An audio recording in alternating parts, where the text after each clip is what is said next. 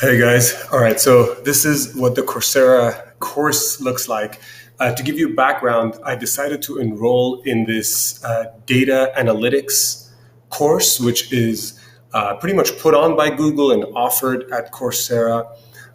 It's a foundations course overall, as in like it's the basics of getting into data analytics, which is different than being a data scientist. And so it's pretty interesting. And I kind of wanted to give you an idea of what it looks like. So if you go to Coursera, it's one of the MOOCs, online courses, basically. It'll take you to this main page. I'm a little bit zoomed in right now. So here you can see that anything that you're in progress is going to be listed here. And then I can go directly to my course or whatever is in progress. So you could be enrolled in multiple courses at the same time. And so far it's been very easy, I gotta say. It's been intuitive. It's been easy to follow. You create your little profile, and there's a good reason for that. I'll tell you about that in a minute. So week one, I'm almost done with week one. I just started enrolling in this, and there is a forum that you can go to, which I really like, because here you can have a discussion.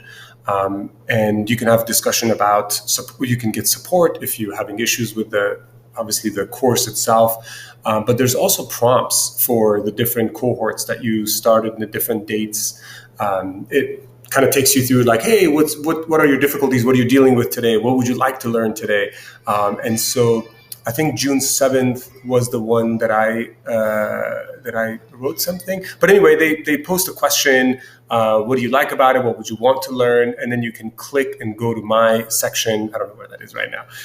And so I like that. I think that's a pretty good way to get engaged and like meet different people. And you kind of say, I'm currently a physician, and what am I doing? What am I working on?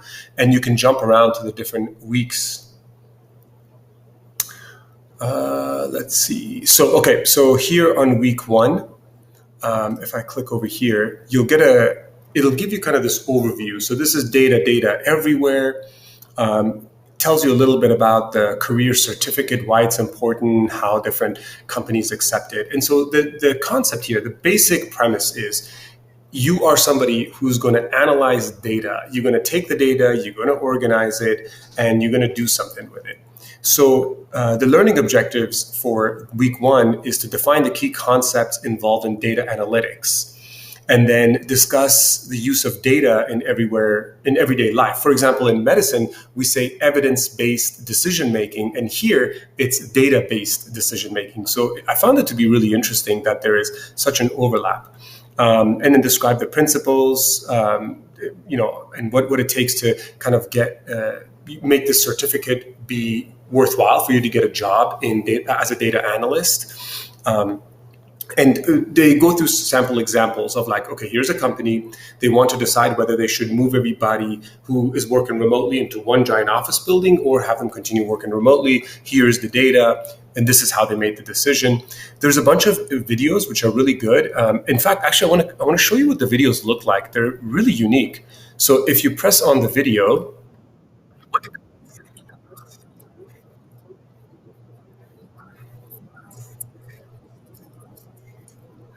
what I like about this is that when you go through this, it kind of highlights what it's writing, and you can actually click on this and save it, and it'll jump directly to that, and you can take notes for yourself.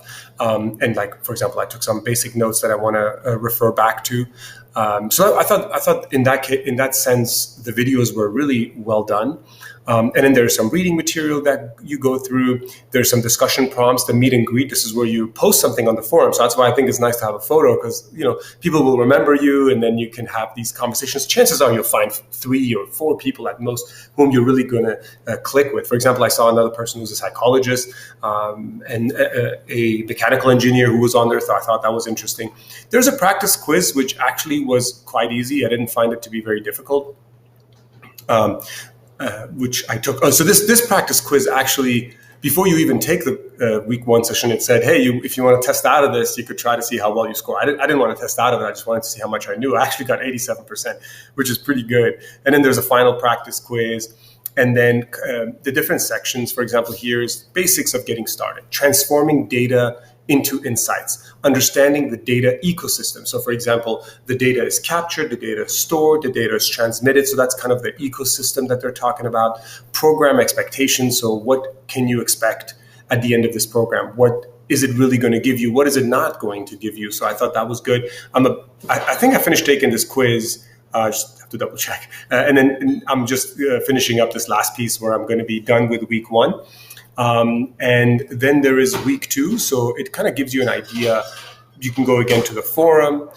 Here it talks about the analytical thinking. That's kind of the main data analysts balance many different roles in their work. They're part of the course. You'll learn about some of these roles and key skills used by analysts. You'll also explore analytical thinking and how it relates to data-driven decision-making. So kind of evidence-based decision-making, kind of like for us.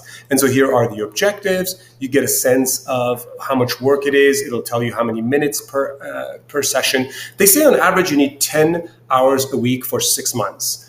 And a lot of people finish this in about a month. So if you go online and look at other people's progress, it doesn't look to be too difficult. The next one is data has its own life cycle, and work of data analysts often intersects with that cycle. In this part of the course, you'll learn how the data life cycle and data analysts work both relate to your progress through this program.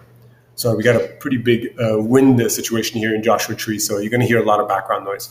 And then here are the learning objectives. Again, quizzes. The quizzes are pretty straightforward. I didn't find them to be very complicated so far. Discussion forums, messages, grades.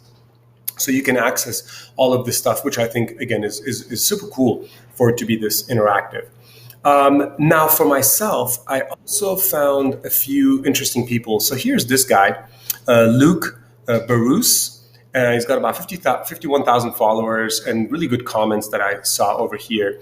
And he does a great job. He's a data analyst, and he kind of talks about what he does, how he found his job, what he does on a day-to-day basis.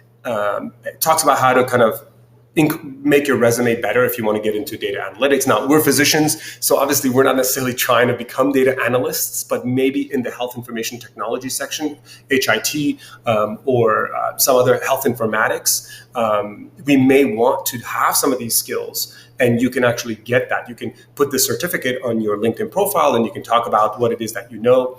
Another great one I found was this guy here. Was it this guy? Day in the Life of Data Analyst. I'll show you his photo so you can see what he looks like.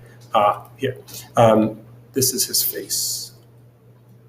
Well, it'll come up in a minute. And he's really good because he actually works for himself. He finds his projects on like Upwork and other places, and he just takes a bunch of data and he shows you how he does it on a day-to-day basis.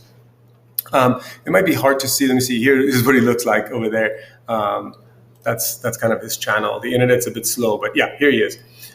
So I thought it was pretty good, and I learned a lot just watching this guy and kind of seeing what his process is like. Some of the comments that I read on here were, for example, if you go to Overview and you go to week 1 and you go to the forum, some people were a little bit worried that the computer part is going to be really difficult. The computer programming is going to be difficult because they're going to teach you SQL and they're going to teach you R, which is a programming language. But in reality, you're not learning these programming languages. You're learning very small pieces of it. For example, if I want to go to a restaurant and I don't know any Spanish, I really need to know, por favor, gracias, me das un café, otro vasito de agua, something like that. Right? Very basic stuff that I need to learn. I don't have to learn the entire Spanish language to be able to do that part. And I think that's what you're going to learn in these programming languages. So that's that. And then, for example, if I go to LinkedIn, I think this is another good way to get an idea of what you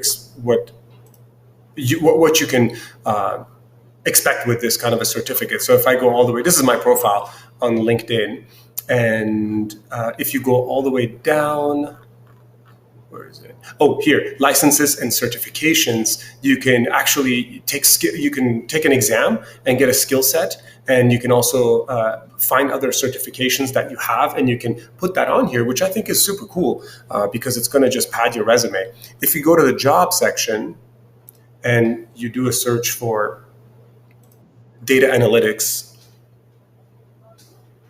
All right, that didn't work. Data analyst. There we go. I can look for jobs for data analyst, maybe junior. This is a senior analyst position, right? This course is not going to make you a senior data analyst. This course is going to give you junior entry level stuff. And I thought this is kind of cool because, for example, here, clinical application analyst, right? So this is sort of along the lines of what I would be interested in. So I'm going to save this and then review it. Periodically, every few days, I go on LinkedIn, and I review a bunch of jobs just to get a sense of what it is that I'm interested in. Here's a clinical data analyst job. So I'll save this. So clinical data analyst, what are your responsibilities? So looking through this, you'll get a sense of what your day-to-day is like. I don't pay too much attention with the responsibilities. It is always way more than you actually are going to do on a job, because when you do one task, you check off a bunch of other tasks. And I think when it comes to these job descriptions, they're always a bit too idealistic, like someone's going to have all these skills and do all this stuff. So they want somebody with a PhD degree in life sciences, which I have an MD, at least 1 year experience in investment banking, sell side, buy side, or consulting role for focus in healthcare. I do have the consulting role. I don't have anything in investment banking. Understand the human biology and physiology. I have that. Ability to assess the quality and reliability of published data with a hunger for experimental details. I do. I like looking through different research articles and getting a sense of, like, is it accurate? Is it not? Where is it missing extra facts? What can I derive? What can't I derive? Familiarity with drug development, including discovery, research, lead selections. I find the stuff that's a little bit closer to the bottom usually is not as significant. So if you don't have those skills, again, you might still be the right fit for that role. So it's still good to take a look at it. Here's a data analyst position. Here's a health data analyst, clinical data analyst, enterprise data analyst. Analyst 2 positions, so usually means that you're a different level. So analyst 1, analyst 2. Just different ways. It's like saying MD, PGY1, PGY2, PGY3. We have our own little stuff. So pretty cool. And that's a good way for you to get a sense of, what kind of job is there? How much are they going to pay? Looks like they want you to have some data analysis skills, but maybe you don't have to have any SQL or R programming language. I think this is really great. By the way, this is the premium version of LinkedIn. I think if you're a physician and you're thinking about a job, you're thinking about changing careers, you need to pay for the premium. It's only $40 a month, I think. And the premium gives you a lot more insight and lets you connect with other people. So it's worthwhile to make that investment. That's really it. My plan is to keep it simple. I'm going to go through this course step by step. I'm not trying to master this course. I'm not trying to change my job tomorrow. The point is for me to have some extra skills that I can use in order to decide if this field is interesting to me. And if it's not, then there are other great courses that I can learn. For example, over here, I created data analytics tab for myself. In my email, I have a data analytics section. And then I also have a Google Documents analytics that I keep my journal in. For example, I haven't done a journal for today, I don't think.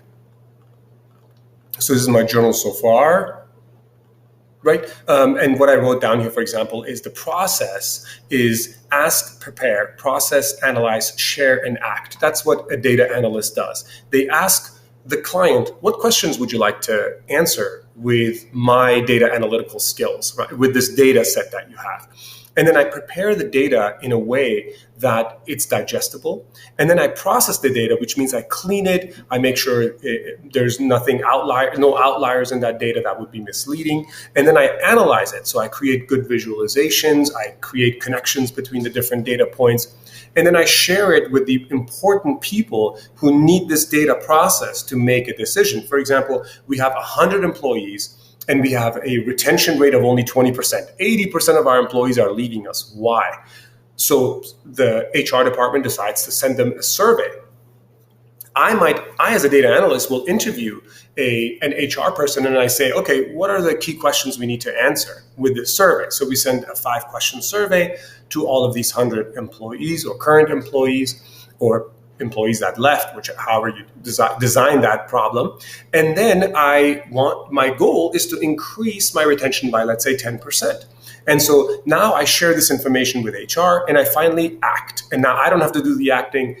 I can say that this data shows that everybody who has a really long interview process or loses touch with other people that they work with, they end up leaving. They lose interest. So maybe one option would be to have them have more support, have them interact with more people, and maybe check in with them periodically. That might increase their retention. That's the act part. So I thought that was really cool, and I thought it was a great example that they gave to go through these 6 steps of data analytics. I wrote some stuff down for myself here, and so today I'm actually going to write my journal for this one, and that's how I'm going to go through the process. Let me know what you guys think. I hope this is a pretty cool experience for you guys to see how I kind of jump from one career to another and figure out what it is that I'm interested in, what it is that I want to pursue, because it changes, right? I might be interested in data analytics today, and in a couple of weeks, I might not want to continue this course. But if it's taken me down the right path, I'm going to continue with it. Maybe a few years from now, I might be interested in user design or user experience, maybe in patient empowerment. So then I want to learn customer service stuff. There's a lot of great courses on Coursera. I've been already looking into it. Or maybe I might get really interested in data analytics. Actually, not data analytics, but machine learning part of data analytics. So there was another one that I found by Google. Let me see. I don't have it here right now, but anyway, so it's a machine learning. So it's a free machine learning course, Google. And I thought this was really cool, but the requirements are a bit stiff. So that's the only thing that I'll say about it. Let me make sure I add it to my data analytics tab here. And you can see that there's some prerequisites that you have to meet. And the prerequisites are, like I said, kind of stiff. You have to know some NumPy, some Python, and a few other, you have to have a decent understanding of algebra, linear algebra, statistics, trigonometry, calculus, very little calculus, and then some of the basics of Python. So I actually think that somebody could do this, and they could, what is this? Anyway, they could go through these things, and then say, okay, I learned those things, now I can go through this. I think it's a 15-hour course. So not too bad to get a good sense of what machine learning is. All right, guys, that's it. I hope this was helpful. Take care.